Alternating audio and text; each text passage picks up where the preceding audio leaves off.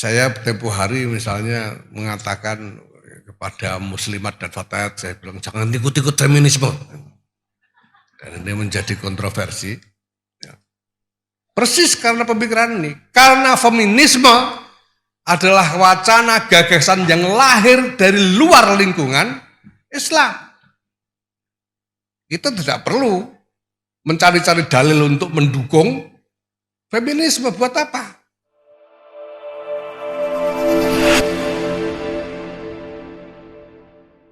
Assalamualaikum warahmatullahi wabarakatuh.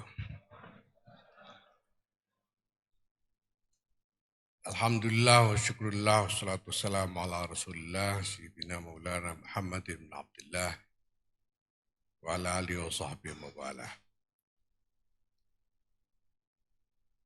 Amma ba'd, yang kami hormati para kiai, para nyai, para ulama,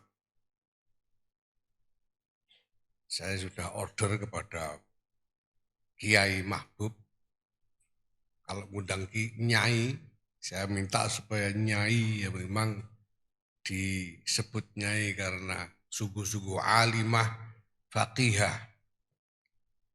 Bukan sekedar perempuan-perempuan yang dikasih kerudung lalu dilabeli ulama. Maka saya cukup yakin bahwa nyai-nyai yang hadir di ruangan ini hari ini adalah sungguh-sungguh para ulama perempuan yang sesungguhnya dari kalangan Nahdlatul Ulama, insyaallah. Bil muqaddimah, Syekhul Ma'had yang mulia Kiai Abun Bunyamin yang juga Syuriah urus wilayah Nahdlatul Ulama Jawa Barat, didampingi Pak Juhadi, Ketua Tanfidiyah, ada sejumlah jajaran pengurus besar Nahdlatul Ulama yang hadir di sini, para jabat yang hadir dari Kementerian Agama maupun dari pemerintah Kabupaten Purwakarta yang saya hormati. Alhamdulillah, ini adalah inisiasi yang saya pribadi sudah cukup lama menginginkan segera dilakukan, yaitu suatu majelis ilmiah yang bisa menjadi wahana untuk mengkonsolidasikan para ahli ilmu di kalangan perempuan-perempuan Nahdlatul Ulama. Ada beberapa pemikiran terkait dengan hal ini. Yang pertama, bahwa ketika Nahdlatul Ulama ini menyebut label ulama, sehingga jamiahnya sendiri diberi nama Nahdlatul Ulama, yang dimaksud memang adalah sungguh-sungguh ahli ilmu. Dan ahli ilmu dalam hal ini adalah ahli-ahli ulumiddin. Ulama yang dimaksud di dalam Nahdlatul Ulama itu adalah ulamauddin, ulama yang memang ahli dalam ilmu-ilmu agama. Maka ya Syuriah itu isinya ya ulama yang ahli ilmu-ilmu agama. Ada pemikiran bahwa seharusnya diperluas kategorinya, termasuk ahli-ahli dalam berbagai ilmu yang lainnya. Tapi tentu kita tidak bisa terima karena lalu nanti berbeda. Kita tidak ingin bahwa hakikat dan peran Nahdlatul Ulama ini berubah dari apa yang dimaksudkan oleh para muassis. Itu sebabnya kita tidak bisa masukkan ahli matematika ke dalam jajaran Syuriah misalnya, tidak bisa. ahli. Ya. Kecuali dia juga pada saat yang sama ahli dalam ilmu-ilmu agama. Sekali lagi yang dimaksud sebagai ulama di dalam lingkungan Nahdlatul Ulama ini adalah ulama uddin. Nah, ini yang pertama, maka ketika kita ingin melihat ada ulama-ulama perempuan yang berkembang perannya di lingkungan Nahdlatul Ulama, ya yang ingin kita lihat adalah para ahli-ahli ilmu agama di lingkungan Nahdlatul Ulama. Nah, selama ini ya saya sendiri secara pribadi memperhatikan ada beberapa inisiatif yang disebut sebagai wahana bagi ulama perempuan, ya. Tapi saya ingin memastikan ini ulama perempuan di NU ini benar-benar ada atau tidak. Alhamdulillah hari ini dengan bantuan dari Kiai Abun Bunyamin, Lembaga Basul Masail, Pengurus Besar Nahdlatul Ulama, dipimpin Pak Mahbub Maafi ini berhasil menyelenggarakan majelis ini. Jadi di sini ini yang diutamakan adalah ulama yang perempuan. Jadi mohon maaf kiai-kiai nanti jangan terlalu berperan dalam majelis ini ya. Karena kita ingin melihat bagaimana ulama-ulama perempuan kita ini. Nah, selanjutnya Bapak Ibu sekalian, gini. Ada satu dinamika tentang bagaimana orang mewacanakan hubungan antara Islam dengan berbagai macam gagasan-gagasan terkait dengan dinamika sosial, politik, dan kebudayaan, baik di lingkup nasional maupun internasional. Misalnya begini, ada masanya ketika dulu orang begitu getol untuk membuat klaim tentang kepeloporan atau keunggulan Islam di dalam berbagai bidang dengan mengklaim posisi yang sekurang-kurangnya bersesuaian antara Islam dengan berbagai gagasan-gagasan baru yang populer. Ketika sains sedang menjadi wacana yang diunggulkan, ketika awal mula ini berkembang wacana tentang keunggulan sains yang dalam amatan saya pribadi ini berkembang sekitar akhir abad ke-19 dan abad 20. Saya duga sebetulnya merupakan respons terhadap perasaan kalah dari lingkungan peradaban Turki Utsmani terhadap kemajuan-kemajuan yang unggul dari pesaingnya yaitu peradaban Eropa. Sehingga ketika sains berkembang begitu pesat di Eropa, lalu di kalangan Islam muncul klaim bahwa sains itu sebetulnya ya Islam. Pelopornya adalah Islam, seperti itu. Begitu juga ketika muncul isme-isme yang kemudian populer di berbagai belahan dunia, muncul juga klaim bahwa Islam sebetulnya sekurang-kurangnya bersesuaian atau malah menjadi pelopor dari isme-isme itu. Ketika wacana tentang demokrasi berkembang, lalu muncul klaim bahwa Islam ini juga mempromosikan demokrasi. Muncullah berbagai macam ayat sebagai dalil bahwa Islam ini juara demokrasi. Bahkan ketika sosialisme berkembang menjadi populer di negara-negara baru yang lahir di lingkungan dunia Islam, dan kita tahu banyak di antara negara-negara itu kemudian mengusung sosialisme dengan sebagai ideologinya. Termasuk misalnya Mesir yang pada waktu itu lahir sebagai republik baru atas kepeloporan Partai Ba'ath sosialis. Maka lahirlah misalnya puisi, sebetulnya mungkin bukan asli puisinya Ahmad Syauqi. Ya. Mungkin ini sebetulnya adalah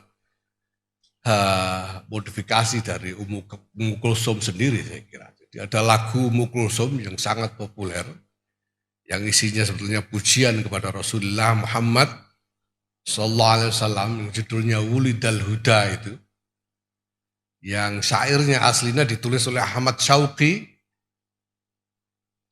yang pada masanya dianggap sebagai penyair terbesar Mesir, presiden penyair Mesir, Ahmad Syauqi.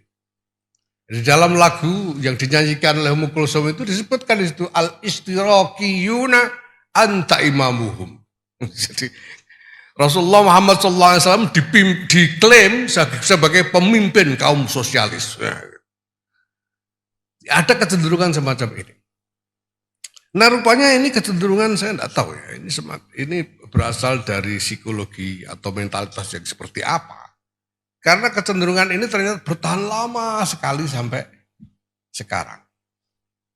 Nah seringkali kemudian ada kebutuhan-kebutuhan dari para pemangku kepentingan, berbagai pihak yang punya kepentingan-kepentingan, termasuk misalnya pemerintah ketika hendak mempromosikan agenda-agenda tertentu, atau aktor-aktor lain yang juga punya kepentingan untuk mempromosikan agenda-agendanya, kemudian mendorong bukan hanya Islam, tapi berbagai agama untuk mengembangkan wacana yang mendukung agenda itu.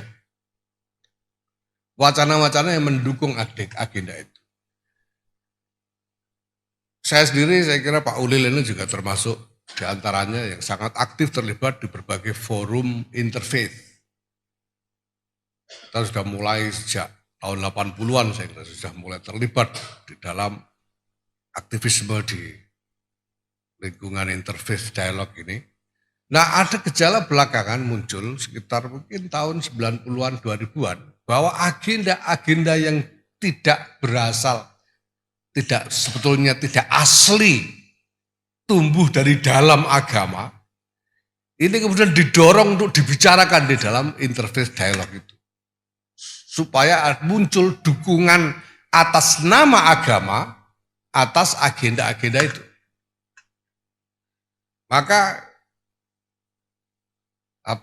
kita lihat bagaimana agenda-agenda seperti climate change, agenda tentang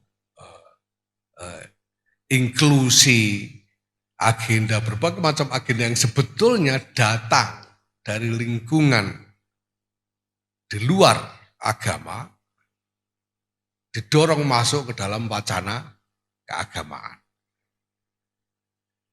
Dan ini sebetulnya bukan hal baru juga. Tahun 80-an itu agenda-agenda pemerintah, yaitu agenda keluarga berencana, itu didorong untuk dibicarakan dan mendapatkan legitimasi dari agama. Ya, dan NU aktif sekali dalam soal ini. NU memainkan peran utama dalam soal ini, sehingga bisa katakan bahwa sukses program keluarga berencana itu sebetulnya adalah terutama disumbang oleh dukungan NU ini. Keluarga berencana ini memang dianjurkan oleh Islam. Lalu berkembang terus dengan macam-macam agenda-agenda yang semakin beragam. Tiba-tiba kita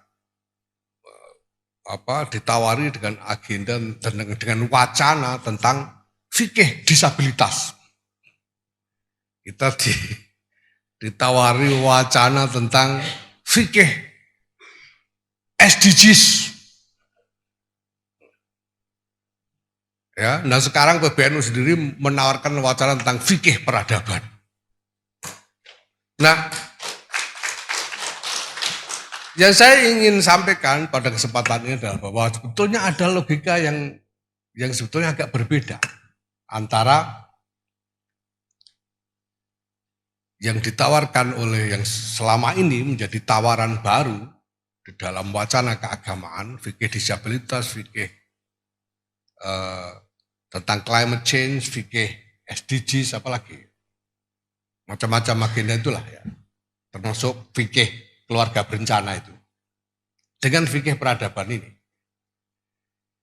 kalau fikih wacana fikih yang selama ini muncul, ini sebetulnya datang dari kepentingan untuk mendapatkan dukungan legitimasi agama dari agenda-agenda yang gagasannya muncul dari luar lingkungan agama.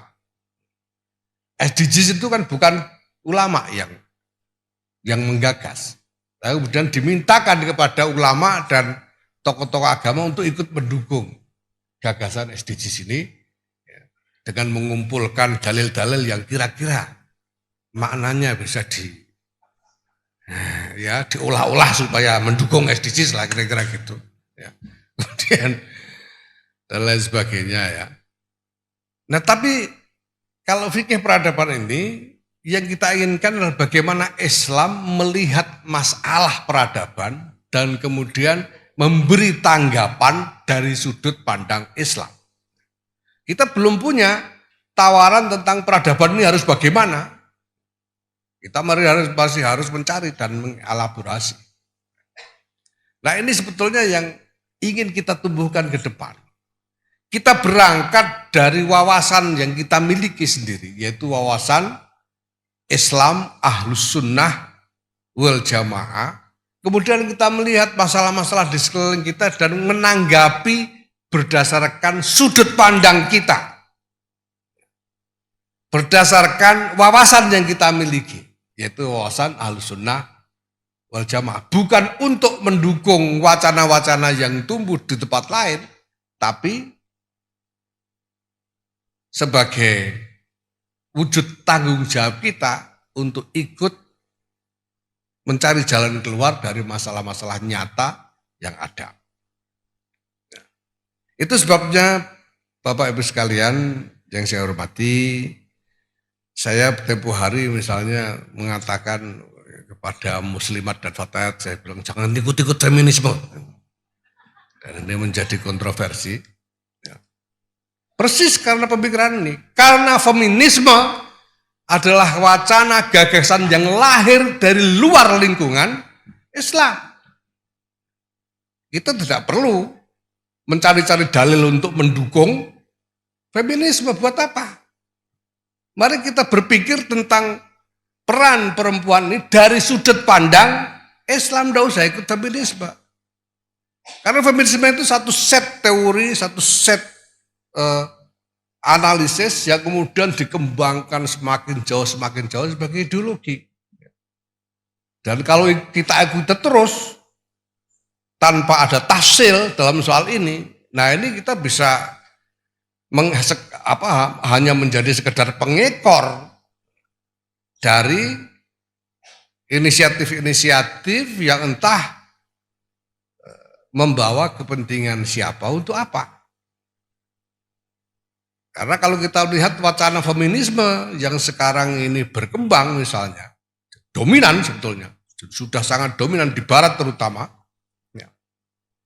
Maka pada dasarnya feminisme itu telah berkembang menjadi satu ideologi yang ingin membongkar semua wawasan tradisional tentang perempuan. Sehingga misalnya ketika kemarin dalam Piala Dunia, ada pemain Maroko yang menang pertandingan, habis masukkan gol lalu merayakan bersama ibunya yang ikut menonton, lalu Hakimi ya, lalu menari bersama ibunya, ini menjadi dielulukan oleh banyak orang. Tiba-tiba ada seorang tokoh feminis Belanda, saya lupa namanya, yang mengecam Hakimi karena melakukan itu bersama ibunya. Dia bilang, apa yang dia katakan? Jangan mengglorifikasi ibu. Kenapa? Karena perempuan itu tidak boleh dibatasi hanya untuk menjadi ibu saja. Ini feminis berat, dan ini menjadi tulisan yang juga sangat populer, ya, sangat populer, mengecam. Ini feminisme. Dan feminisme ini yang kemudian dikembangkan menjadi inklusi gender di mana-mana. Setelah kesetaraan dan keadilan gender menjadi inklusi gender. Kemudian gender ini sendiri dikembangkan konsepnya, bukan hanya soal perbedaan kategori biologis, tapi dikembangkan menjadi orientasi seksual. Sehingga masuk di situ LGBTQ dan lain sebagainya.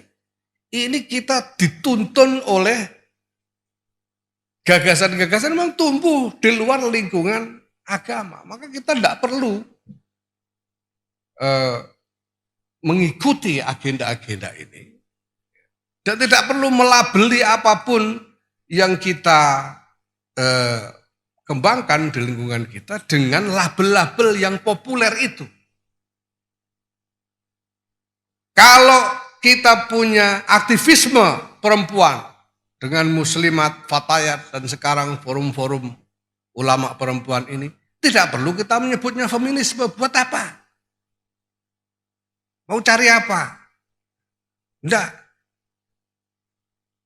Karena saya sendiri ingin, dan buat saya ini penting sebagai ketua umum PBNU ya. Karena saya tahu bahwa di luar sana, di lingkungan internasional, ada gerakan-gerakan yang sangat agresif melakukan penetrasi ke dalam lingkungan-lingkungan keagamaan seperti Nahdlatul Ulama ini. Bukan cuma kita, tapi juga di lingkungan-lingkungan keagamaan yang dipenetrasi, bahkan kadang-kadang mendapatkan tekanan sedemikian rupa. Sehingga hari ini misalnya di lingkungan gereja Anglikan itu gereja Inggris, terjadi perpecahan luar biasa. Gara-gara otoritas Anglikan pusat di London sana, ya, membuat fatwa mengesahkan perkawinan sesama jenis. Dan ini ditolak oleh kalangan Anglikan di Afrika. Nah, sementara ternyata dari segi konstituensi, pemeluk Anglikan di Afrika itu lebih banyak daripada yang di Inggris gitu. Ini sekarang mereka sudah melakukan konsolidasi untuk memisahkan diri dari otoritas Anglikan di Inggris. Nah, otoritas Anglikan di Inggris ini kenapa mereka mengambil sikap itu? Karena mendapat penetrasi dan tekanan yang luar biasa. Di Finlandia itu beberapa waktu yang lalu ada seorang apa istilahnya? Kalau Protestan itu apa? Bukan pastor ya, tapi ya pendeta Protestan, Kristen Protestan di Finlandia, yang dia menerbitkan brosur tentang nilai-nilai keluarga di dalam Kristen. Dan di dalam brosur itu salah satunya disebutkan bahwa agama Kristen tidak menerima perkawinan sesama jenis. Itu brosur kayak, kalau di sini mungkin mimbar Jumat itu. Mimbar Jumat kalau di sini itu kayak begitu itu isinya. Di situ isinya tentang nilai-nilai keluarga, disebutkan bahwa perkawinan sesama jenis itu tidak termasuk yang diridhoi di dalam agama Kristen. Ini pendeta ini kemudian dilaporkan kepada polisi dan diadili dan dinyatakan bersalah telah melakukan artikulasi yang diskriminatif terhadap para homoseksual. Ya. Ini di Finlandia. Jadi di sana itu orang, kalau ada kiai yang menyatakan tidak mau mengawinkan orang sesama jenis bisa dipidana di sana. Ini luar biasa. Jadi kita harus lihat ini. Nah, sementara sebetulnya kita sendiri sudah punya banyak bahan, banyak rujukan tentang bagaimana kita harus mengembangkan wawasan bersikap terhadap masalah-masalah terkait perempuan. Tempo hari saya ditanya Pak Ulil, sebetulnya yang kita mau apa? Ya, saya sederhana saja. Saya bilang perempuan itu harus mendapatkan akses yang setara dengan laki-laki untuk mengembangkan kapasitasnya. Itu yang dulu dituntut oleh Nyai Juwaiseh dan Nyai Siti Sarah. Bahwa perempuan harus punya akses yang sama dengan laki-laki. Kalau laki-laki boleh ngaji, perempuan harus boleh. Kalau laki-laki boleh belajar, perempuan juga harus boleh. Pokoknya kalau laki-laki boleh dididik, perempuan juga harus boleh dididik. Itu yang diminta oleh Nyai Joyce dan Nyai Siti Sarah. Itu pedoman kita. Kenapa? Karena tolabul ilmi faridotun ala kulli muslimin wa muslimatin. Sederhana aja. Sederhana saja. Nah kalau semua sudah mendapatkan akses yang setara, selanjutnya soal kapasitas. Siapa yang punya kapasitas yang lebih besar, itulah yang ditunjuk. Ya prinsipnya sederhana juga, tausidul amri ila ahlihi, itu saja. Itu saja. Dan itu bisa saja perempuan punya keunggulan kapasitas dibanding laki-laki, tidak masalah. Kanjeng Nabi saja menyatakan tentang Siti Aisyah, beliau katakan khudhu nisfa dinikum min hadhil Humaira. Laki-laki ini suruh ngaji sama perempuan namanya Siti Aisyah. Jadi kalau ada Nyai Fatimah yang tadi menjadi rujukan fatwa suaminya, itu juga soal kapasitas. Termasuk Kiai Mahbub yang minta fatwa kepada istrinya ini soal kapasitas. Ini juga maksud saya ketika saya katakan bahwa saya meminta beberapa orang perempuan masuk di PBNU karena kapasitas. Bukan soal kuota. Saya pribadi sebetulnya ya tidak terlalu ini dengan kuota. Bukan soal kuota. Kenapa harus kuota? Kalau memang nanti kalau tiba-tiba lebih banyak perempuan yang punya kapasitas lebih dibanding laki-laki, ya apa boleh buat, salahnya laki-laki, goblok gitu loh. Gitu saja. Soal kapasitas. Kenapa? Karena tausidul amri ila ahli. Nah, memang di sini kita masih punya banyak masalah juga. Kita punya banyak masalah. Karena dalam rujukan wacana keagamaan kita masih banyak hal, ya masih banyak pernyataan-pernyataan atau wawasan-wawasan yang mungkin bisa dianggap membatasi atau mendiskriminasi perempuan. Bahkan menganggap perempuan sebagai sumber fitnah atau sebagai pengundang fitnah. Itulah sebabnya misalnya dinyatakan bahwa jamaah di masjid untuk perempuan itu tidak dianjurkan misalnya. Karena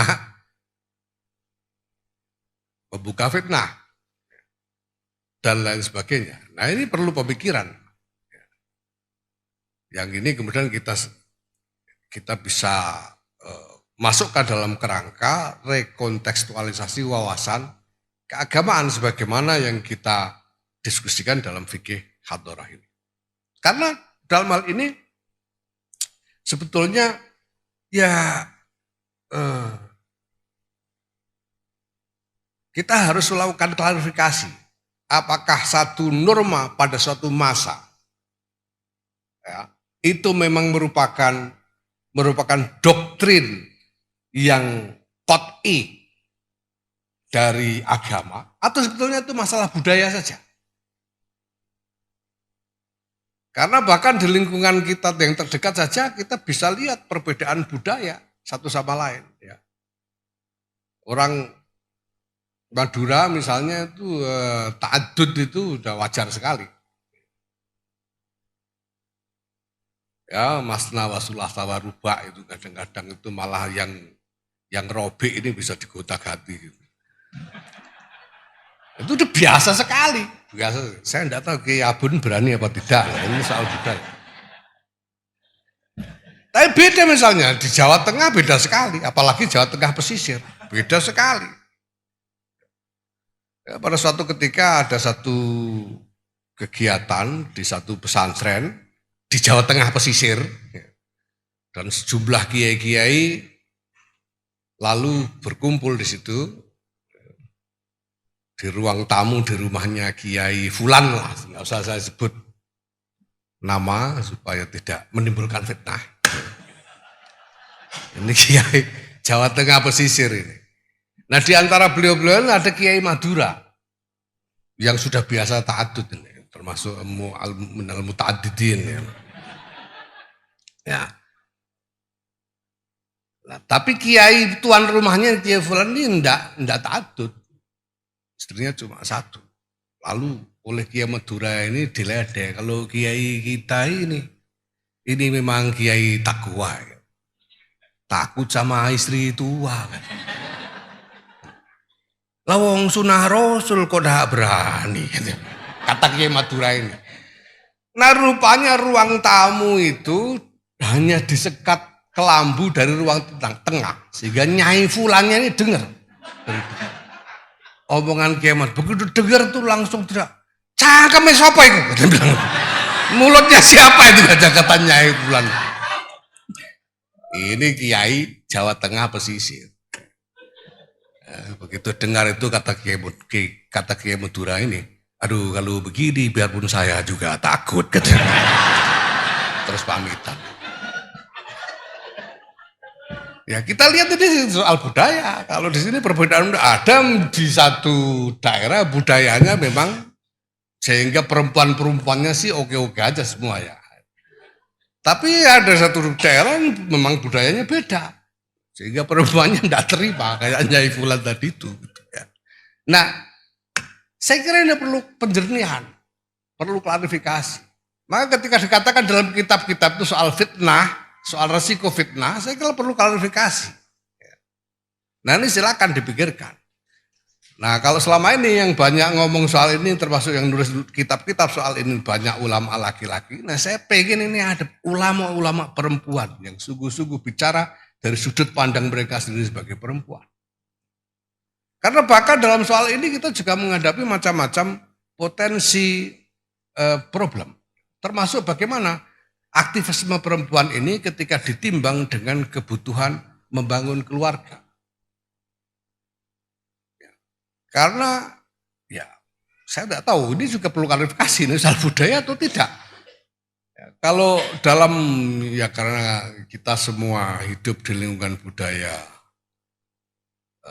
Indonesia, ya kita bisa lihat bahwa tidak mungkin keluarga yang sakinah, yang maslahah itu bisa dibangun tanpa peran utama dari ibu. Kalau ibunya ini tidak